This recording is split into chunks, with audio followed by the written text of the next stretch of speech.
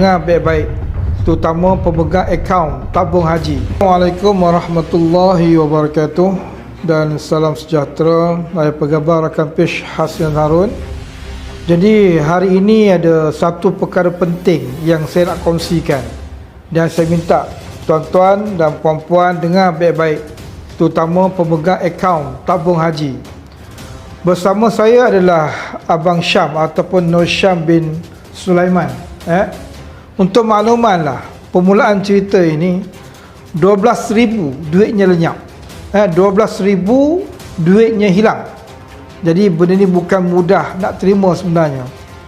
Dan untuk makluman juga bahawa pengeluaran dia sebanyak 5 kali, iaitu pada 20 bulan 2 RM3,000, 21 bulan 2 RM1,000 dan juga RM2,000, 22 hari bulan 2 RM3,000 dan 23 bulan 2 RM3,000, menjadikan jumlah sebanyak RM12,000. Saya dapat gambarkan bahawa saya tak nafikanlah, mungkin ianya disebabkan skema, mungkin sebab bermakna skema ni pula dia berjaya mendapatkan nombor telefon Abang Syam, dia jadi pair, mana dia dapat, dia pun dapat mesej, WhatsApp dan sebagainya. Selalu kita tengok WhatsApp je, sekarang zaman teknologi memang kita guna WhatsApp, FB, WhatsApp dan sebagainya. Dan ini digunakan menggunakan mesej yang mana kita jarang tengok. Dan akhirnya baru perasan bahawa benda ni berlaku dan sebagainya. Dan Abang Syam telah pergi ke tabung haji di Kuala Lumpur Baru, dan sesudah itu dinasihatkan untuk pergi kepada tabung haji HQ, dan akhirnya beliau telah pergi ke sana lah. Cuma dua isu yang saya nak bangkitkan dekat sini, yang saya nak kongsikan. Yang pertama melibatkan isu kita sendiri sebagai orang yang menabung dan tabung haji, supaya lebih berhati-hati dan sentiasa melihat selepas ini. Jadi perkara ini saya tak faham macam mana dari segi safety, keselamatan kepada sistem ini. Mungkin saya kata skema tu satu hal lah, mungkin skema ni yang berlaku dan kita pun tak faham macam mana skema ni dapat nombor telefon Syam. Saya pun tak tahu nak buat apa juga. Cuma apa yang saya boleh gambarkan dekat sini bahawa yang pertama, saya mengingatkan semua. Yang kedua, saya nak usahakan untuk mendapatkan semula duit ni, walaupun bukan senang. Dan apabila pergi ke tabung haji HQ, mereka memaklumkan ini tugasan pihak polis untuk siasat. Apakah tindakan daripada pihak tabung haji sendiri? Sebab apabila empat nama ada 4 orang nama, nama yang telah mengeluarkan wang ini, iaitu Alina binti Muhammad Ikhwan, Muhammad Fahizi bin Ismail, Zulaha binti Tajuddin, Zadlishah bin Zafar Shah. Perkara ini yang perlu kita ingat dan sentiasa cek dalam WhatsApp kita.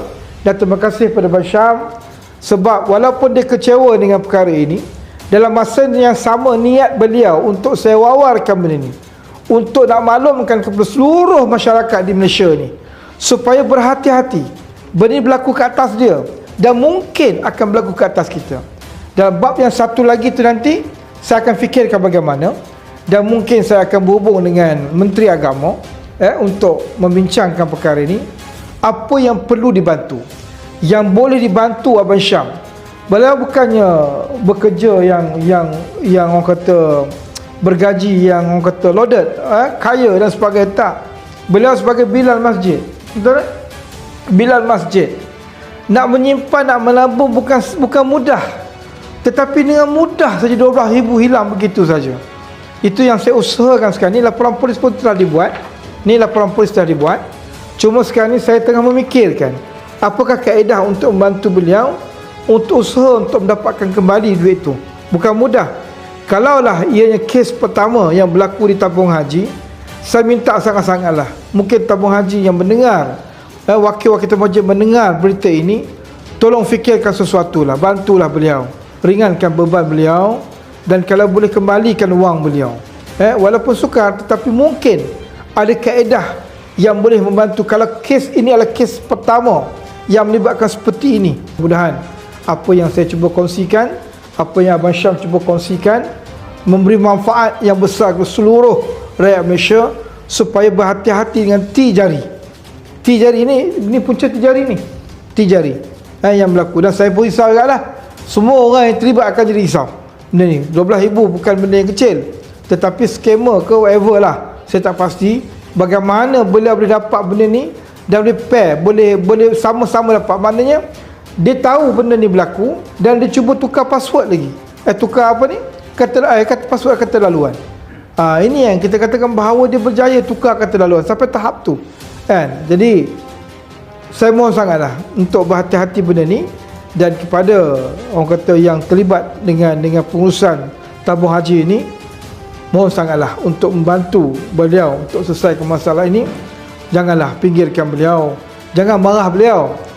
Kita tak berada di tempat dia. Kalau dia marah sekalipun, kita tak berada kat tempat dia. Kena ingat, 12,000 bukan jumlah yang kecil. Memang dia orang marah, memang dia tertekan. Kalau kita pun tertekan, 12,000 jumlah besar. Tetapi apabila ialah jawapan tu kena jelas. Kalau sekiranya benda yang tidak memuaskan hati, memang kalau kita pun mungkin akan jadi marah dan sebagainya. Ini yang berlaku kat atas dia, yang telah pergi ke tabung haji, HQ dan sebagainya. Dia agak marah dengan jawapan yang diberi dan sebagainya.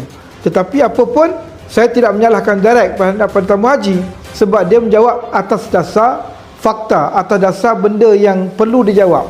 Cuma mungkin kaedah untuk memaklumkan tu saja mungkin kita kena perhatikan kembali dan sebagainya. Jadi insya-Allah mudah-mudahan memberi manfaat kepada kita semua. Insya-Allah. Mungkin sekadar itu saja. Sekian, terima kasih. Jangan lupa ambil perhatian perkara ini.